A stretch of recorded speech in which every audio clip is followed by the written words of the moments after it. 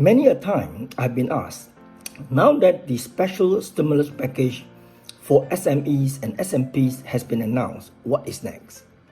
While the SMEs and the SMPs are waiting to receive the financial aid, do we know how many casualties there are during this COVID-19 pandemic? The way I see it, many self-employed Malaysians, and this include the small and medium-sized practitioners like accountants and lawyers, have already lost their livelihood after the MCO was imposed on 18 March 2020. Of late, a survey conducted by the Department of Statistics has revealed that 46.6% of these self-employed Malaysians have lost their jobs. That is almost half the self-employed Malaysians.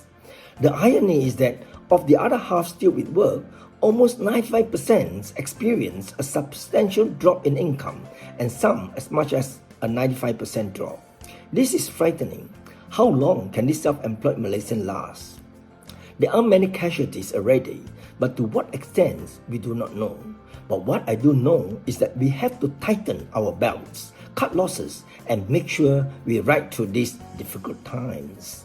Seriously, this recession is the mother of all recessions, and practically all the supply chain worldwide is completely disrupted to a standstill.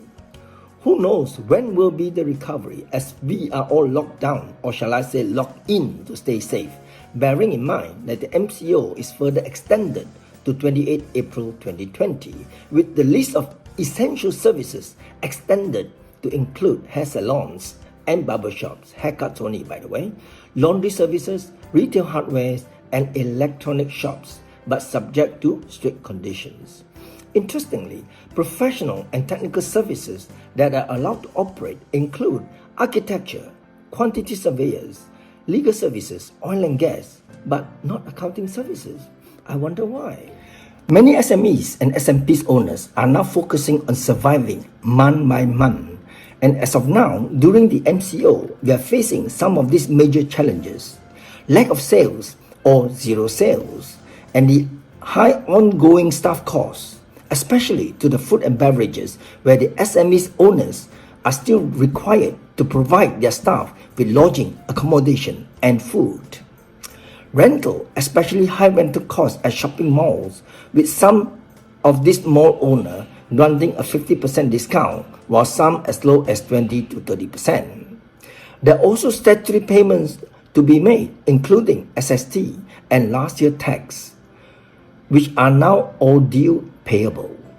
All these payments add on to the severe cash flow situation of these SMEs and SMPs problems. As of now, we are facing the immense uncertainty of when the MCO will be lifted. What if it continues for another 14 days and then another 14 days to May? What is next? Many businesses are currently facing severe cash flow problems, and the economic environment needs liquidity to turn the economy around. Even with the further relaxation of the list of essential services, sales will be slow, if not somewhat soft, as consumption will not intensify overnight, as people are still cautious, and I'm sure the social distancing will continue for another 6 months at least. Bearing in mind that business losses incurred during the MCO will be paid out of the business owners' cash reserves, already business owners are resorting to staff reduction, especially the higher paid staff above 4,000, since the wage subsidies will not cover any staff earning above 4,000, and this will spike up the unemployment rate in the country. In any event, most SMEs will reduce their headcounts from top down. Adding to this situation, collection from customers will be somewhat slow, if not delayed, as other business owners are also facing the same cash flow situation. Capital injection is needed for working capital, and business owners will need to inject their private savings into the business. Many business owners are now applying for the temporary relief of bank moratorium on loan for 6 months period from April to October 2020. But come 1st November 2020, business owner will then face the pressure of catching up with their loan repayments. What then are the immediate measures that need to be undertaken to address these severe cash flow issues, at least for the whole of this year? The latest supplementary or special stimulus package designed specifically for SMEs need to have its implementation procedures put in place quickly.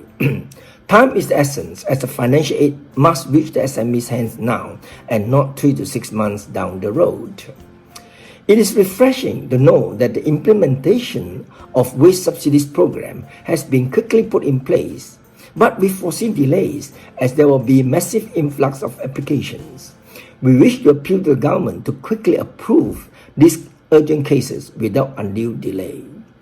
On behalf of many business owners, we also wish to appeal to the government to further assist the business owners by giving directives to the tax authority to allow SME to declare a loss situation for year of assessment 2020 by revising their tax estimate CP204 to nil instead of a maximum reduction of 85% of last year's tax, giving or allowing SMEs to stop their monthly payment of income tax to preserve cash for some urgent payments.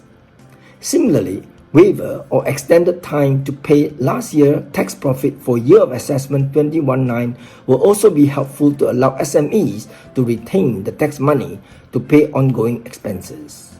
It has been almost 2 years since GST regime was replaced with SST, and yet many business owners are owed their GST refunds, and these refunds need to be returned to the SME quickly to help them with their severe cash flow situations.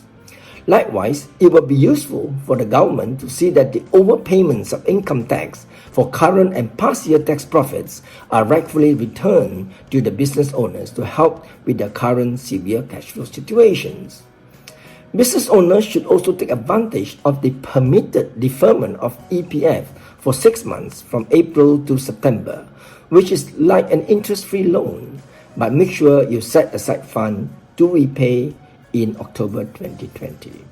For the records, we have been pressing for a waiver of EPF contributions for a period of 6 months, and until today, I still cannot understand why this proposal was not taken into consideration, as it is of no cost to the government.